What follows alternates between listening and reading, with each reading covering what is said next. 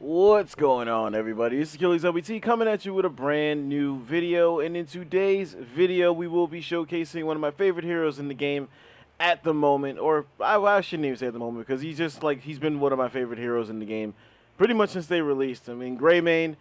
And I actually saw this kind of being touched up on by another very popular YouTuber, and it actually gave me an idea for something that I just wanted to kind of spotlight with this character, and just to kind of put it out there. Not only obviously you can see that I've used him quite a bit, judging by his master skin, but going by my own personal roster, he's actually my 5th most used hero if you go by experience.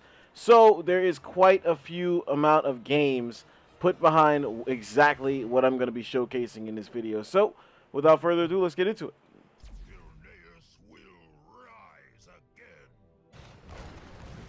Alright, we currently find ourselves in the Cursed Hollow, and composition-wise, this could be a little tough as the game goes on, but we'll try to make a game of it as it is. So, the friendly composition will be a Rexar, myself as Greymane, Azul, a Gazlo, and a Butcher, going against Lunara, Illidan, a Leoric, a Tracer, and a Vala. So, right off the bat, the dangerous one is really Lunara over there because she can slow you down. The two dangerous ones are Lunara and Tracer, for drastically different reasons. If you go by speed, Lunara having the ability to slow me down while I try to close the gap, Tracer having the ability to blink away if she sees me coming. So those are going to be two definite hard targets to take down. Now, ironically, the easiest guy to deal with on their team, in all likelihood, will be Leoric, just for the simple fact that Grey always has that scary tank bursting potential about him that nobody seems to really acknowledge, or not yet at least. Maybe they won't because of the whole don't focus the tank rule, but nevertheless, Greymane has so much damage that tanks really are a non-issue for him. Now right here we're just going to try and pull away because we really don't have the health to deal with that, and we were taking significant damage from Vala. Like, the range poke right now is a bit of a problem, just for the simple fact that if I engage, I have no means to get out, and that's exactly what this video is going to be trying to center on. Necessarily the whole risk versus reward system that's in place for Greymane, and basically how you have to come to terms with that, and kind of throw conventional wisdom out of the window in terms of like your stat line and things of that nature. Because essentially, in my personal opinion, from what I've seen, like from my games that I played with him, from games that I've seen other people play with him, if you go out there playing it safe with Greymane, thinking about like your depth line more than anything, you're really going to be doing a disservice to your teammates, because then at the cost of playing safe, playing safe basically comes at the cost of like the plays you can possibly make for your team. So you can't do both with Grey, and I think that was something that they intentionally decided when they were working on design for this character. I think they wanted him to be the ultimate dice roll hero, if you will, where like you basically have to decide, hey, I'm gonna go in, I'm gonna do this, or hey, I'm gonna back away and like survive. Like, it's really on the player, and they didn't leave a clear-cut middle ground, because really Grey's damage is so damn good. If they put it in the middle ground, and this is something that I've recently come to terms with, because I was one of those guys that really didn't like the fact that he has no way to heal himself, and like his escape options are very limited. I was one of those guys that bitched about that, but the more I played him, the more I realized that his damage is just way too good to allow for that. So you have to have something that kind of reins him in a little bit. And in Grey's case, it's the fact that he has to make that decision about whether or not he's going in or whether or not he's going to play it safe. If you play it safe the whole game, you're really not going to be doing the kind of burst damage that you're supposed to be doing if you make this kind of pick. However, if you choose not to play it safe, yeah, you're going to die quite a bit, but you're going to be making plays for your teammates, and that's really what you're doing. That's really what you're trying to do when you make a Greymane pick. Like that. Like, I tried to go in on that. It didn't work out for whatever reason, but that's the decision you have to make. You have to just stay with it and keep going. Now, obviously, you don't want to do it to the point where you're feeding and being counterproductive to, like, the winning effort. But at the same time, like I said, you kind of have to throw that out the window. You kind of have to have a short memory when it comes to playing this hero, because things like that are going to happen. Is every time I go in going to end like that? Probably not. But that one just so happened to go in the enemy team's favor. But again, that's the game. That's the dice roll effect. I think, honestly, that's what they had in mind for this hero when they conceived him. See, now we come back. These guys are weakened from the fight that they've been having the whole time that I've been gone. We've helped secure one. A second kill goes down. Trying my best to save Gazlo, but it didn't really work. We will be able to channel this, though, thanks to Misha zoning Tracer away. Man, that's taking really long. And just like that, we move on. So the enemy team, it does seem like they decided to give that one up after a while because it was taking too long, really. But me personally, like I said, because I always make that decision to gamble with Greymane, my build is never in question. I'm always, always, always trying to spec into his Warg form because that's where the playmaker potential really shines. Yes, he does have some viable damage about him in his human form, especially if you spec into his cocktail. But I've always been adamant and on the record that if you spend the entire build basically speccing into his one Q ability as a human, you nerf him on so many other levels that are really the reason you make the pick to begin with. So it's, again, that's another decision you're making as a player. Like I said, risk versus reward. Do you want to be the guy that can make the plays at the cost of his own life? Or do you want to be the guy that's just out there, like, playing it safe and, like, contributing to the war effort, but not on that major scale that you can when you're in Warg form? So we are going to go in on Lunara right now because she seems to be the easy target. I don't have a means to get her, though. I was trying to actually go back into human form that entire time, but I didn't have it off the cooldown. But we did get the job done. We got everybody out of there, so we are going to channel this. Gray's damage, just like I said, it's just so superior to so many things that once you come to terms with his damage being as high as it is, making that gamble becomes an afterthought. You don't even think about it. You just go. And then the onus really falls on your team to know that you're going to do what you're about to do. They have to commit with you. That's the problem, if anything. If you have a Greymane that's made the decision to be that Gambit out there that is going to try and put the damage out there for his teammates, but you don't have teammates that are actually going to follow up on it, then that Greymane becomes a liability. So it has to be a situation where teammates are actually reading each other and playing off of each other. It's still very much a team game. Greymane cannot just go out there and kill everything by himself. That's not how it works. They don't have a hero in the game yet that can pretty much do that, where they can just go by themselves and just annihilate an entire team, and they never will have a hero like that. So don't think for 1 second that Gray is on that level. He's definitely not. That's why he's so easy to kill, basically. He'll kill you faster than you can kill him, but at the same time, it's not impossible to take him down. I'm not even going to bother using my my heroic here because I have so much help. It would have been a waste. However, Vala is right for the taking. And that was a misclick, which is always fun. I'm going to try and move backwards. We don't have a support on this team. It's worth mentioning, so I could conceivably die right here. I am going to recall and hope for the best. It looks like the poison is going to wear off, and we did actually secure that that tribute. So all's looking good right now. We're doing just fine. Greymane is very much the type of hero that you want to have high kill participation in. Even if you're not the one securing the kills, you definitely want to be involved in as many takedowns as possible, because that's what he was meant for. He's meant for team fighting. That's basically his thing. That's why his damage is so high. His damage isn't as high as it is so that he can take down buildings. Can he take down buildings? Sure, of course. Like, any of these guys technically can take down buildings, but that's not what he was made for. So you don't want to spend, like, the bulk of the games basically doing building damage. Now, I didn't want to go in on that, but I didn't want Butcher to keep chasing after that and potentially die, so we decided to finish that for him. Because, I mean, he did make a play right there. Like, it's not his fault that he caught Vala out of position right there, but at the same time, I'm pretty sure she would have been able to get away, and she was running directly into help. So we didn't want to leave him alone on that, you know, and potentially walk into a bad situation. It's also worth noting we're about to get level 13, so we are going to be another talent level ahead of these guys. If my click would work, I will review the build after the game, so don't worry about that. Now, oh man, we could go in on this Illidan. Here we go. We want to get a little bit of damage on that and then disengage. We will hit them with a cocktail just to back them off a little bit. Tracer's a scary one here for sure, but thanks to Zul, that won't be a factor. There we go. We're going to heal up.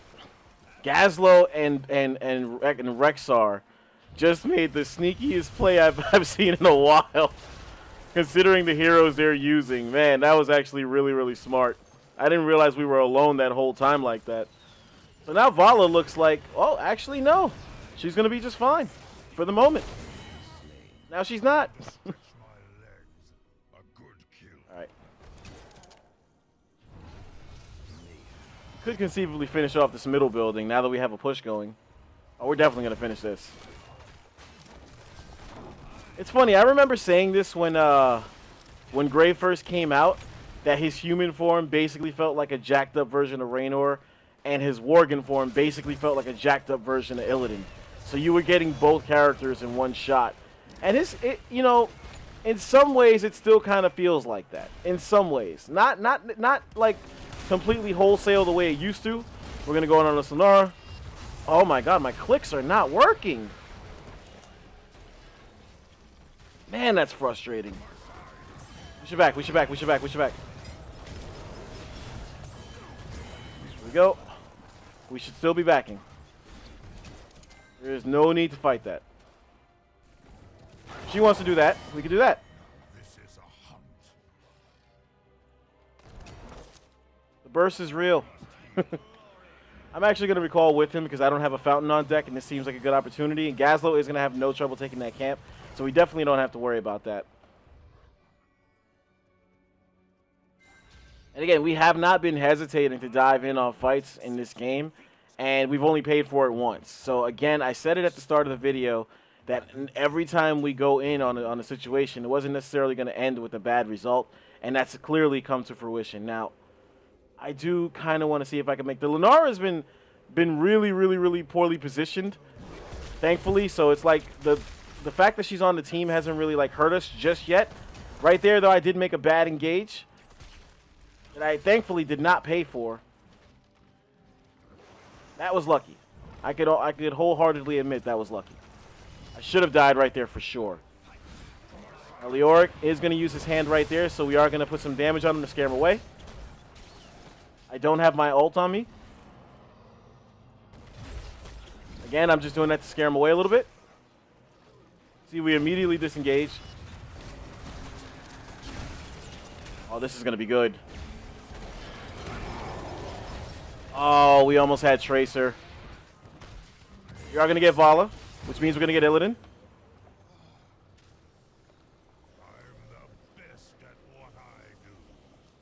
This is where Grey really shines, man. It's all about that team fight and securing kills. You can't hesitate. That's the thing with him. You cannot hesitate. You can't be out there playing scared like, oh, if I go in, I'm going to die and blah, blah, blah. That is not the way to do it. You cannot afford for that to happen. I don't think Gazlo should have placed two turrets right next to each other like that. One swing, and this thing's going to kill both. I am going to wait. There we go. Now I'm going to go Warg. We're going to get that no problem. Everything going good for us right now. We have full momentum. Now, I can't actually help on that fight because my health is way too low. Again, that's the downside of a Greymane pick. He has no way to heal himself. But it's worth mentioning, though, that Vala did burn an ult right there when she had full support. She could have easily just let the kill go, but she's fully pursuing this. And she does secure the kill. So she got what she wanted out of it, for sure. And now it appears like she appears to be alone here at this tribute. We can go in on her. Oh, yeah, she's dead. She's dead as fuck. Good job by Zul.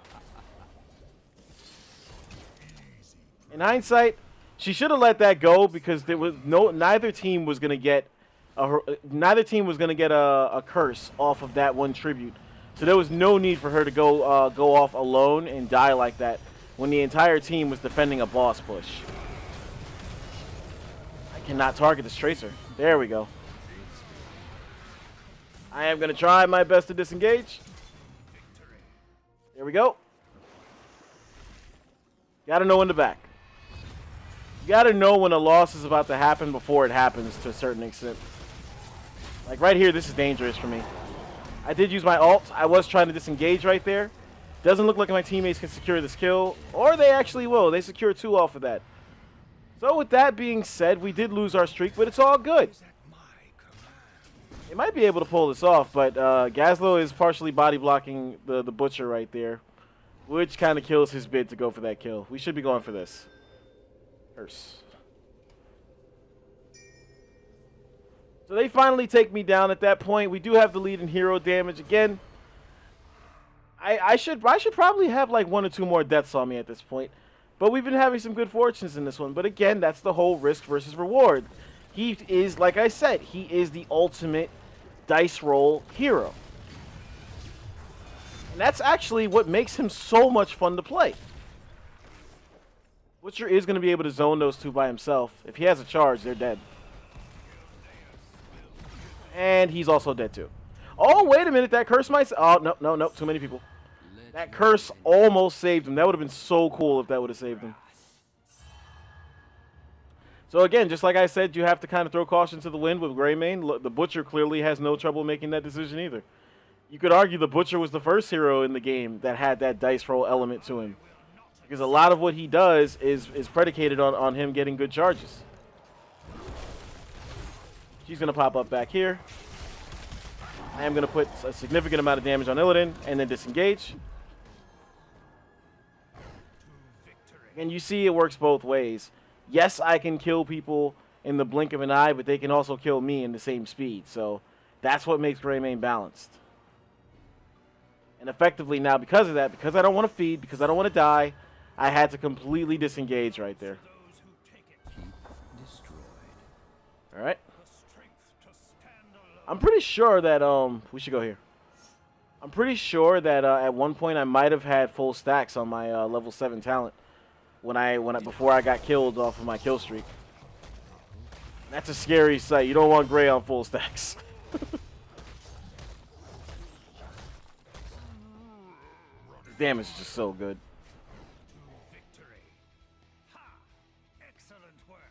You could argue that while playing Greymane is the ultimate dice roll type of situation, playing against Greymane is an equally dice roll type situation.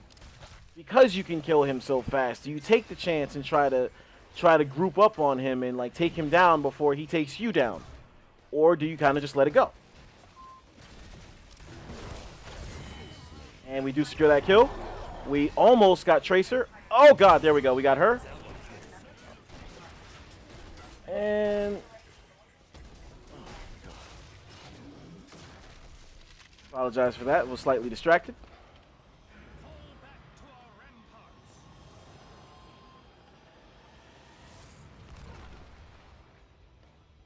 All right, so we do get the bottom boss. Try and get our head in the game.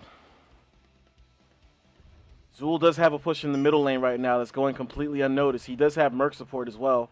So we are going to try and make our way over to our teammates right here. They are about to secure that kill on Illidan, which means they can absolutely get a kill on Leoric as well. They have to be careful with the Lunara. Just want them to know I'm still on my way. Could go mid, really. And I think that's exactly where Rexar is headed. And look at that, Zul just made a play. Oh man, that's such a good play right there. We go for a little bit of wave clear right here. We could end the game if we play our cards right. The enemy team does have the support at this moment. We were trying to go for Tracer there. She's so nimble. But we could just end the game and call it a day. And that's going to be a wrap. So, hopefully you enjoyed this video as much as possible. It is worth mentioning that Greymane is slightly being touched up on in this upcoming patch. They did, I think they're attempting to nerf certain qualities about him. That's interesting. They are attempting to nerf certain qualities about him that'll be interesting to see how they translate, how they play out. But I think Gray is in a really good place right now. I think he's as strong as he needs to be. And I think the downsides of playing him are all there. You have to be careful you have to be careful out there when you're playing him, but at the same time you kind of have to have a short memory, like I said, when it comes to dying. You see, we played the entire game out there. We didn't hesitate to engage on anything. We didn't think twice, like nothing about that. There was no questioning anything that I wanted to do. You just have to go for it. That's basically how you have to play and see what happens. Like if you want to try and attempt to go for a human form on Gray, you're more than welcome to. That's just fine. I'm not saying that it's terrible, but you're going to be missing out on the playmaker factor that comes naturally with his warg form. And yeah, you could argue like, yeah, well, you could always just weaken people down in his human form and at the last minute go warg and get away. Like, go ahead and try it and see how much more effort it requires to do that effectively. That type of strategy requires a very, very, very high level of play to stay in his human form, to get the necessary damage on multiple targets, and use his warg form to secure those kills and safely get away. That requires a lot of skill to successfully pull off. Where something like this, I'm not saying this requires no skill, but I think it requires significantly less, because then you're relying on Gray's natural ability to take people down. And that immediately makes things easier on the player. It's less stressful. So once you come to terms with the fact that sometimes your stat line may not look a certain way, then you can start getting into playing Gray the way I personally feel like he was designed to be played. He was designed to be that guy that can take people down in a matter of seconds, even if it means he himself getting taken down in the process. It doesn't matter. That's what he's there for. Again, you don't want to do it. You don't want to do it to the point where you're feeding, where you have like 9 or 10 deaths or whatever in a 20-minute game. You definitely don't want that, because that's counterproductive. I need only look at the Illidan down there, who has 9 deaths in a less than 20-minute game, and his team lost. You don't want to do that. You see, like, and that's probably, that you could argue that may not be all his fault, because this is a team game. So clearly the team wasn't making the proper plays on their end, and we were making the plays on our end. So I'm not bashing this Illidan user at all. But if you're just looking at the stat line, if you're playing Greymane, that's what you want to avoid. You don't want to have that high death count, unless the high death count is accompanied by an extremely high takedown count. You want to be the guy that can either secure the kills or set them up for your teammates to get. So that's part of the element of playing him. And again, that's why I say he's the ultimate dice roll hero. Looking over my build real quick, I am going to have it linked. It should be linked in the description as if you're still watching this. But at level 1, I go for Wolfheart. While Inner Beast is active, each basic attack lowers its cooldown by a second. This is pretty much your bread and butter for damage. Like increasing your auto attack speed is everything. It's really the only thing Gray needs as far as the damage buff, and that's why that's the only thing he really has as far as like his human form, or not so much human form, but that's like the only thing he has on his abilities that kind of buffs his output. At level 4, I personally go for Insatiable. Inner Beast causes basic attacks to restore 10 mana up to 140. This basically makes it so that when it's go time for me, I never have to worry about being out of mana. I never have to worry about having to conserve anything. I can just go all out because mana is a non-issue. At level 7, I go for Wise and Duelist. The hero takedowns increase basic attack damage by 3% up to 30%. This bonus is lost on death. You saw at one point we had the untouchable streak going, so we definitely had full stacks. At this point, when you're hitting people, they're running for the fucking hills. At level 10, we went for Go for the Throat. This is really, I liked what they tried to do with the other heroic. I really did, but it's still nowhere near as effective as Go for the Throat in my personal opinion. You leap at an enemy hero and shapeshift into Warg and slashing for 420 damage. If this, well, that's actually end game, I believe. 420 damage, it's probably 420 per slice.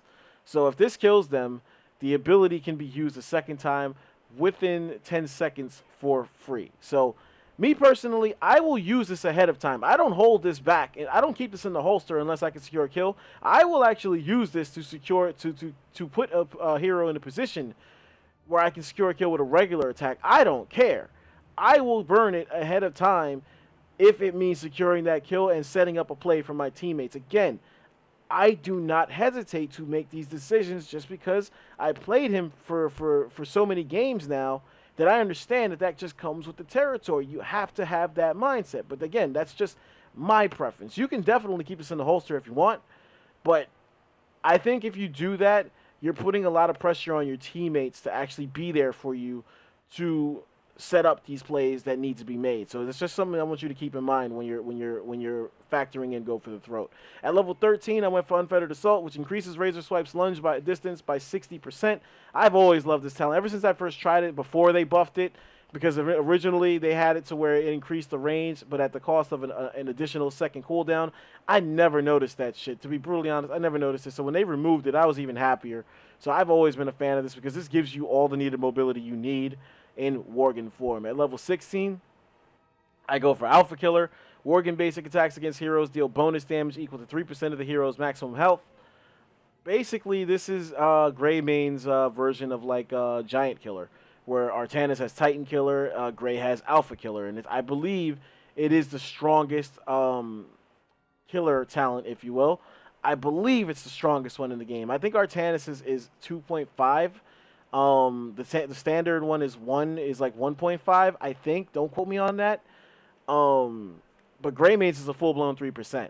And in Warg form, when you tack that 3% onto his natural Worgen damage, it is just scary. And that's exactly why at 20, unlike most conventional Wisdom players out there where they choose the Blunderbuss upgrade, I go Tooth and Claw to add that cleave damage to my Worgen form, because the Worgen is really where you're going to be doing work. By the time you engage in the late game, more than likely, 9 out of 10 times when you engage in the late game, you're going to be jumping into a mosh pit of targets. So this kind of ability takes all of that added Worgen damage you've been speccing into the whole time and passes it around to the entire team. So when you swing once, you're cleaving a whole shitload of health out of the entire team if they're standing close enough.